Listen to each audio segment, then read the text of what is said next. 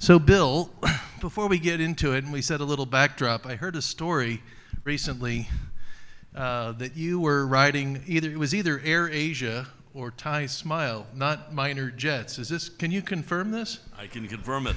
I'm flying all of the airlines just to see how they're performing. How did it feel? It felt very refreshing to see full airloads. This weekend I came back on Bangkok Airways, and I went down on Thai Vietjet to Phuket, and both flights were absolutely full. So that brings a smile to my face. It's nice to fly the private jets too. I'm sure. Okay.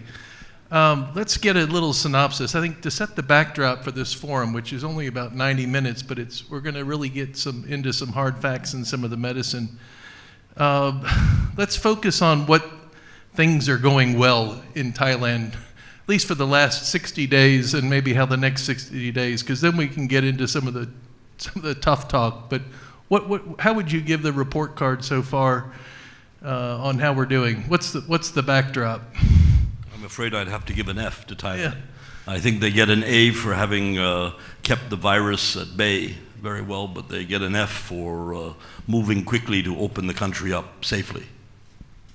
Yeah, I think we've been talking about vaccines, we've been talking about air access, quarantine, shortening that quarantine period. But I guess, there are a lot of other hotelier owners in here, operators, consultants, people that are directly linked, aviation industry. What's the message we need to take to the streets, to the government, to the market? We have to ask the government to speed up the whole vaccination process. It's taking too long. It's not as transparent as it should be. We are dependent on two vaccines at the moment, AstraZeneca and COVID, Sinovac, I should say, to fight COVID.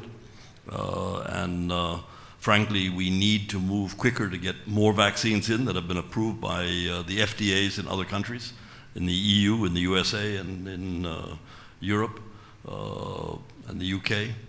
We need to move much faster than we're moving, and that's going to mean not making these vaccines have to go through a bureaucratic Thai FDA process, which can take anywhere from 3 to 6 months or longer. So we should do as other countries have done, the United States, as the UK, as Israel have done, where they give emergency approval for these vaccines which have passed basic trials. All right, so to speed up the process. So more proactive business choices, I think. So you mentioned some analogs, even the Maldives, for example, Seychelles, UAE, they were able to get the vaccine into the country approved and administered. Not only have they got the country approvals, but they vaccinated all of our staff. We're still waiting to vaccinate our staff in Thailand. And we'd be only too happy to pay any private hospital to vaccinate them, to take the pain off of the government, both for the cost of that as well as the speed of it. So we, as many other hotels and companies in Thailand, would be only too happy to pay for our staff to be vaccinated. Yeah, I think you were the first in one of your January, I think it was your January letter, of course, elderly and healthcare workers, but the other frontline workers were indeed the hospitality, from baggage handlers to doormen to tuk-tuk drivers to the head chef. That's correct. And most other countries that depend on tourism have done the same thing and have moved much more quickly than Thailand. And even today we see other countries around Asia, whether it be Singapore, Hong Kong, Vietnam, have all moved faster than we have in vaccinating their people, and will finish it quicker than we will. Okay, so Pilot Phuket was something that was served up about 45 days ago, or even longer ago, but I think it had some legs. Is this still realistic? And if so, what can we do over the next 60 days? Because we've heard July 1, but vaccines probably aren't going to be available till June. And then the last 5 or 10 million doses are in the late fourth quarter of this year.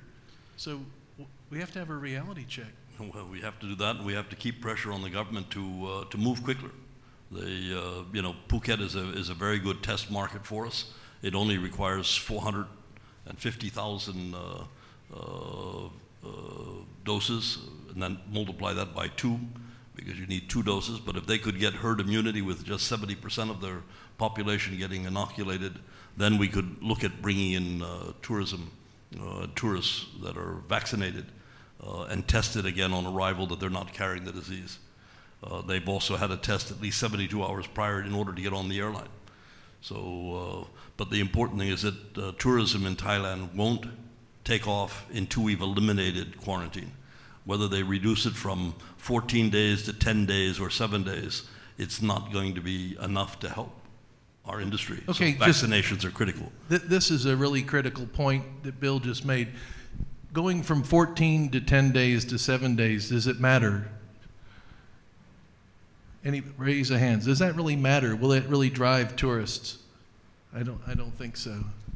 Okay, I don't want to be griping about all this, but let's talk about, we talked about some business and investment. So let's leave the tourism for just a minute. I know you have a lot of business customers. Many of the hotels represented in this room, including this very hotel, they rely on MICE and business customers. Dave Nardone's here. He's been trying to figure out how to EEC. We need critical engineers, experts, technology, new investment. So this is another part of the cog that needs to be figured out. Right now the government, even if we were fortunate enough to be able to be vaccinated, there's still no way that I can travel abroad without returning for at least 7, 10, 14 days of quarantine, depending on what mood the government is in. So this doesn't help us to move. We have factories that are now not working because we can't bring in technical people. They won't come as long as there's a requirement for quarantine. Other countries like Singapore and Hong Kong have expedited and found a way to get people in. We haven't vaccinated the airline staff yet. Right. Really, Thailand is so far behind. As I said in the beginning, that's why they get an F. So we're Thailand United. This is about standing up when we finish, setting the tone. How do we get more united? How do we really push it forward? Because complaining won't help.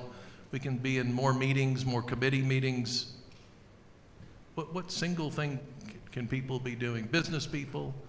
Well, I think we can try and engage. We have asked for more public and private sector cooperation, but that takes the lead really from the government. The government must call for more support from the private sector. They've got to open up to the private hospitals. They've got to allow them to take steps to bring in vaccines. But this all requires government approval. The government has to approve the fast tracking of vaccines and not require them to go through the FDA, the Thai FDA. Yeah, I would agree. I guess go ahead. So there's many voices in this room, and I think they can be as vocal as possible. I'm well known for annoying the government with my letters, but I feel I can't stand by and not say anything and not do anything. And I urge many people to do it. Unfortunately, many of the other larger companies have failed to want to do that because they have other businesses that depend on the government. So they're reluctant to stand up on this point. Well, I think that's a personal request, and there's the chicken over there in the corner. Mm-hmm. That's a personal appeal from Bill, and I would echo that, is do your part, don't complain, but be constructive, come up with some solutions. But I think the private sector really does have a voice here, whether you're a Thai company or a foreign company or a combination. And engage the public sector in conversations at any level, because we have to educate the people better than this. Yeah. Already Thailand has a fear of the vaccine because of the government concerns on whether they're safe or not. And as a result, we have thousands of people that don't want to get vaccinated, hundreds of thousands of people, and that's not good for our industry. So this government and the private sector have an equal responsibility to educate people of the importance of being vaccinated. If you go to the Middle East today, they'll give you a free vaccine, but you have to be tested every 30 days if you're not vaccinated. And that test is charged to the individual. So they're encouraging everybody to get vaccinated. Otherwise, the cost of being tested every 30 days or every 7 days in some countries for our staff will make it impossible for them to work. Just gonna get the chicken again. The cost will be far too high. You're here. Thank you, Bill. Thank you, Bill Heinecke. Good. Thank you. Thanks. I think our time's okay.